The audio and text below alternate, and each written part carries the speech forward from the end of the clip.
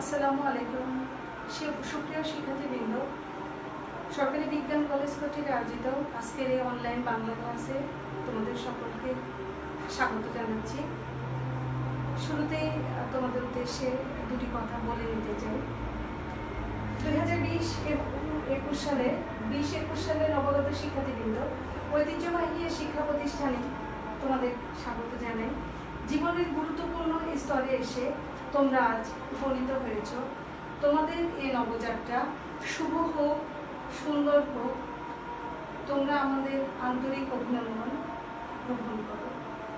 আজকে আমাদের আলোচ্য বিষয় আহ্বান। এটি একটি ছোট গল্প, লেখক বিভূতিভূষণ বন্দ্যোপাধ্যায়।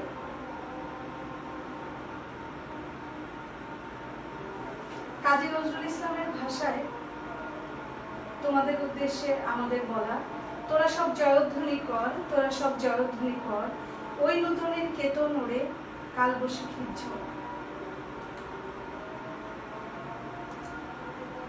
আমি আমার পরিচয় দিব তোমাদের সাথে। রবীন্দ্রনাথের ভাষায় মোর নাম এই বলে খ্যাত হোক, আমি তোমাদেরই লোক, আর কিছু নয়, এই হোক শেষ পরিচয়। আমি তানিয়া আফরিন, সহকারী অধ্যাপক, বাংলা বিভাগ। এরপরে আমরা বিভূতিভূষণ সম্পর্কে জেনে নেব।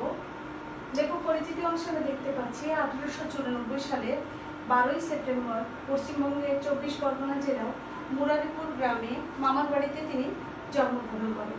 1914 সালে ম্যাট্রিক পাশ করেন প্রথম বিভাগে, 16 সালে আইএ পাশ করেন প্রথম বিভাগে, 1918 সালে বিএ ডিস্টিংশন সহ পাশ করেন।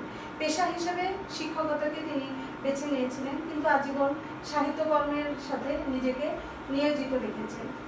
উপন্যাস পথের পাঁচালী, অপরাজিত, দৃষ্টিপ্রদীপ, আরণ্যক, দেবযান ও ইছামতি এগুলোই লেখকের উল্লেখযোগ্য উপন্যাস।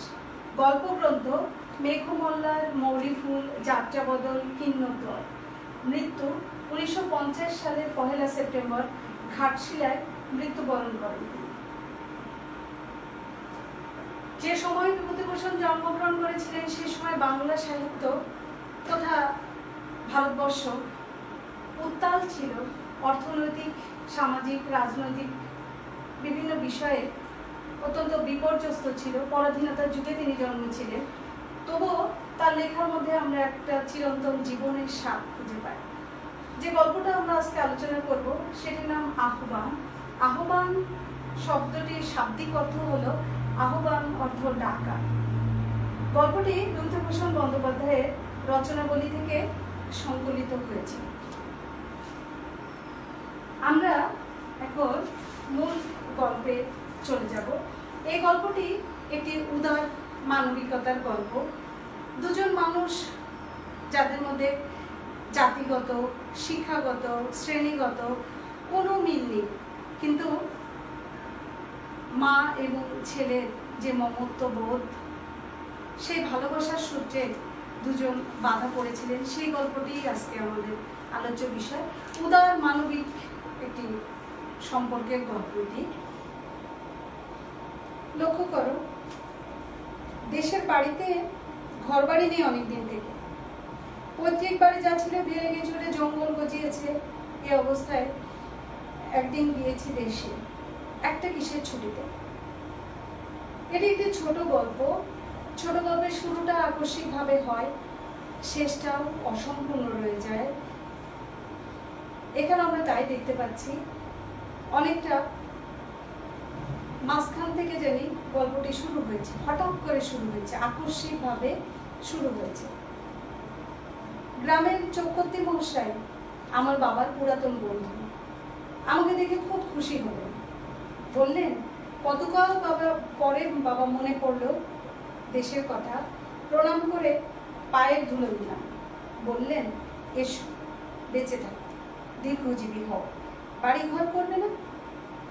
আগে সামান্য বেতন পাই, তাতে কি? গ্রামের ছেলে গ্রামে বাস করবে, এতে আর সামান্য বেশি মাইনে কি?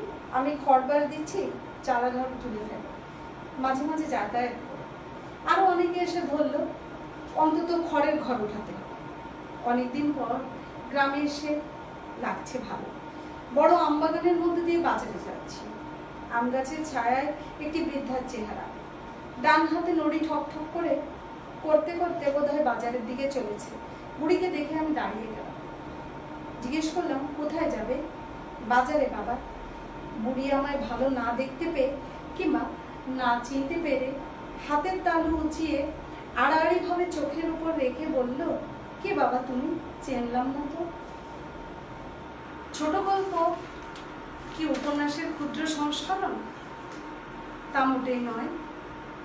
উপন্যাস যেখানে অখণ্ড জীবনের কথা বলে, ছোট গল্প সেখানে জীবনের বিশেষ ঘটনাকে তুলে ধরে। ছোট গল্প অত্যন্ত আধুনিক একটি ফর্ম, এখন আরো আধুনিক অত্যাধুনিক ফর্ম বেরিয়েছে। বাংলা ছোট গল্প প্রাণ পেয়েছে রবীন্দ্রনাথের হাতে। রবীন্দ্র পরবর্তী সময়ের লেখক বিভূতিভূষণ বন্দ্যোপাধ্যায়। চিনবে না বাবা, আমি অনেকদিন গায়ে আসিনি। তা হবে বাবা, আমি তো এর আগে এপাড়া ওপাড়া আসতাম না। তিনি থাকতে অভাব ছিল না কোনো জিনিসের। গোলা পোড়া ধান, গোয়াল পোড়া গরু। তোমাকে তো চিনতে পারলাম না বুড়ি। আমার তো তেনার নাম করতে নেই বাবা, করাতের কাজ করতেন। বললাম, তোমার ছেলে আছে? কেউ নেই বাবা, কেউ নেই। এক নাচ জামাই আছে, সে মরে ভাত দেয় না। আমার বড্ড কষ্ট, ভাত জোটে না সব দিন। খুব সাধারণ কথা। অনেকদিন পরে গ্রামে ফিরেছেন লেখক। বেড়াতে চাকরি করেন বাইরে। একজন অসহায় বৃদ্ধা তাকে কিছু সাহায্য করলেন। ব্যাপারটা এখানেই চুকেছে আমি ভেবেছিলাম, কিন্তু তা চুকলো না। এই গল্পের যে সময়কাল, এটা অত্যন্ত দীর্ঘ নয়, মাত্র কয়েকবার দেখা হয়েছিল তাদের। আমরা আস্তে আস্তে গল্পের ভেতরে গেলে সেটি বুঝতে পারব। এখানে গুরুত্বপূর্ণ বা কঠিন, খুব কঠিন কোনো শব্দ চয়ন করেননি তিনি। গ্রামীণ জীবনের সহজ সরল রূপকে ফুটিয়ে তোলার জন্য সহজ সরল ভাষা ব্যবহার করেছেন। তবু উল্লেখযোগ্য কিছু শব্দার্থ তোমাদেরকে জানিয়ে দিচ্ছি। প্রথমে দেখো, প্রণাম। প্রণাম শব্দটি হচ্ছে চরণ স্পর্শ করে অভিবাদন জানানো। আজ্ঞে সম্মতিবাচক শব্দ বা সম্মতি জ্ঞাপক শব্দ। মাইনে হলো মাসিক বেতন। খড় হলো শুষ্ক শস্য শূন্য ধান গাছ।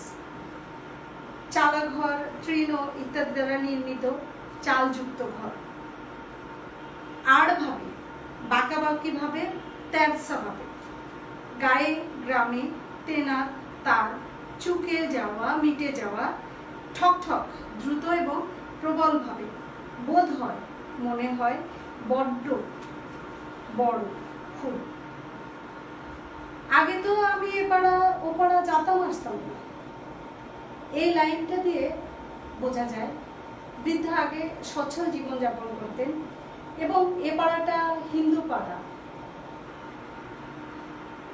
তাকে এখন বাধ্য হয়ে বিভিন্ন মানুষের কাছে হাত পাততে হয়। তার সচ্ছলতার বিষয়টি যেমন প্রকাশ পাচ্ছে, তেমনি স্বামী মারা যাওয়ার পর তার যে অসচ্ছলতা, সেই অবস্থাটাও বোঝা যায়। এই অংশে গল্পকথকের গ্রামের বাড়ি দুর্দশা বর্ণনার পাশাপাশি গ্রামের আবহ বর্ণনা করা হয়েছে।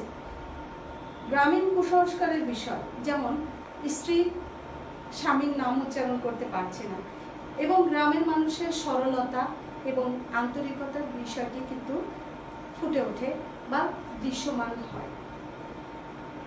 সাহিত্য পাঠ বা সাহিত্য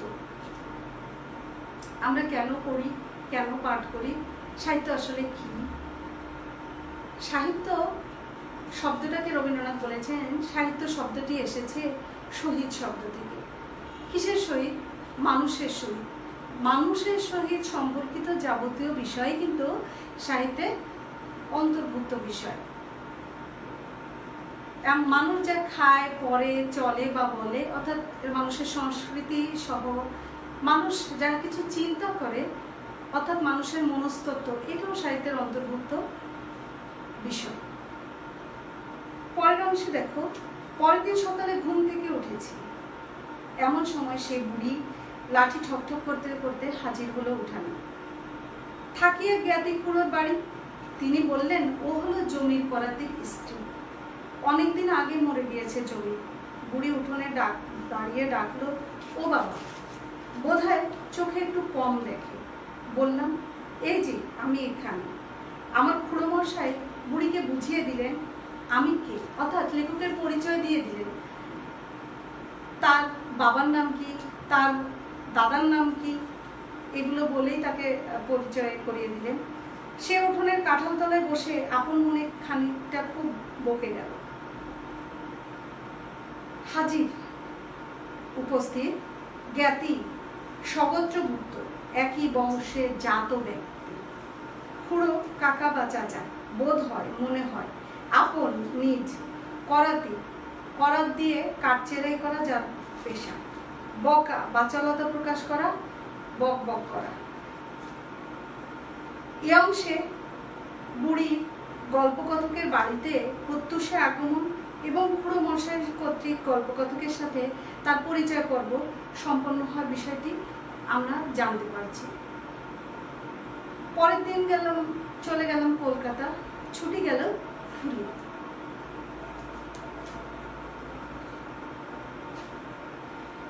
কয়েক মাস পর জ্যৈষ্ঠ মাসে গরমের ছুটিতে আমার নতুন তৈরি খড়ের ঘরখানাতে এসে উঠলাম।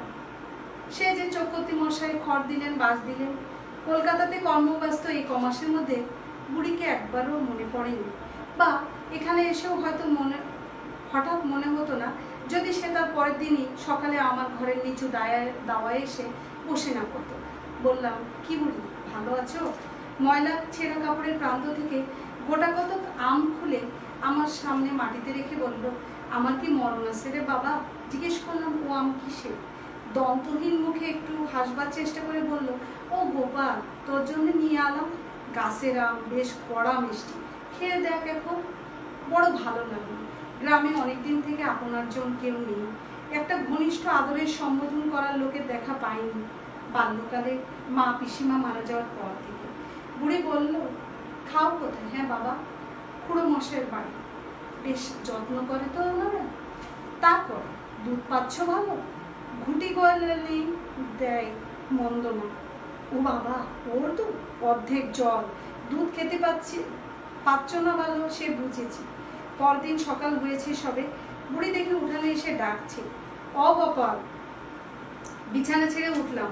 আরে এত সকালে কি মনে করে? হাতে কি? বৃদ্ধা হাতের নড়ি আমার দাওয়ার গায়ে ঠেস দিয়ে বলল, এক ঘটি দুধ আনলাম তোর জন্য। সে কি, দুধ কোথাও পেলে এত সকালে? আমার মা বলে ডাকে ওই হাজরা বেটার বউ, তার কেউ নেই। মোর চালাঘরের পাশে ওর চালাঘর। ওরে কাল রাত্রে বলে রেখে দিয়েছিলাম, বলি, বউ আমার গোপাল দুধ খেতে পায় না, তাই আজ ভোরে উঠে দেখি আমায় ডাকছে, মা ওঠো, তোমার গোপালের জন্য দুধ নিয়ে যাও। আচ্ছা কেন বলো তো তোমার এসব? ওরকম আর কখনো এমো না। কত পয়সা দাম দিতে হয় বলো? কতটা দুধ? বুড়ি একটু ঘাবড়ে গেল, ভয়ে ভয়ে বললো, বাবা। কেন বাবা, পয়সা কেন? পয়সা না তো তুমি দুধ পাবো কোথায়? ওই যে বললাম বাবা, আমার মেয়ের বাড়ি থেকে। তা হোক, তুমি পয়সা নিয়ে যাও। সেও তো গরিব লোক। বুড়ি পয়সা নিয়ে চলে গেল বটে, কিন্তু সে যে দমে গিয়েছে তার কথাবার্তার ধরনে বেশ বুঝতে পারলাম। মনে একটু কষ্ট হলো, বুড়ি চলে গেল। পয়সা দিতে যাওয়া ঠিক হয়েছে কি? বুড়ির কিরকম হয়তো মন পড়ে গিয়েছে আমার উপর, স্নেহের দান এমন করা ঠিক হয়নি। বুড়ি কিন্তু এই অবহেলা গায়ে মাখলো না আদৌ। প্রতিদিন সকাল না হতেই সে এসে জুটবে, ও গোপাল, এ দুটি শশার জালি মোর কাছে, এই নাও, নুন দিয়ে খাও দেখিন মোর সামনে। বুড়ি, তোমার চলে কিসে? এ অংশে দেখা যাচ্ছে বুড়ির পরিচয়, বুড়ির সম্পর্কে জানতে লেখক আগ্রহ প্রকাশ করছে। ওই যারে মেয়ে বলি, ও বড্ড ভালো, লোকের ধান ভানেই তাই চাল পায়, আমায় দুটো না দিয়ে খায় না। একা থাকো, তা একদিন মোর ঘরখানাও না হয় দেখতে গেলে। ও মোর গোপাল, আমি নতুন খেজুর পাতার চেটাই বুনে রেখে দিয়েছিলাম তোমায় বসতে দেবার জন্য।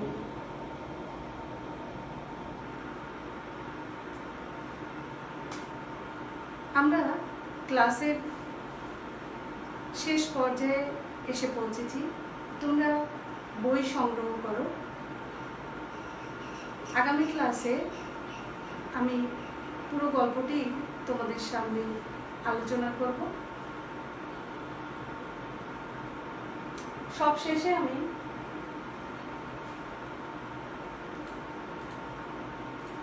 তোমাদের উদ্দেশ্যে কাজী নজরুল ইসলামের দুটি লাইন বলতে চাই। নারী কবিতায় তিনি বলেছেন, সাম্যের গান গাই, আমার চোখে পুরুষ রমণ, কোনো ভেদাভেদ নাই। বিশ্বে যা কিছু মহান সৃষ্টি চিরকল্যাণকর, অর্ধেক তার আনিয়াছে নারী, অর্ধেক তার নর। সকলকে ধন্যবাদ। নারীর প্রতি সকল সহিংসতা বন্ধ হোক, এই আশাবাদ ব্যক্ত করে আজকের ক্লাস শেষ করছি। আসসালামু আলাইকুম।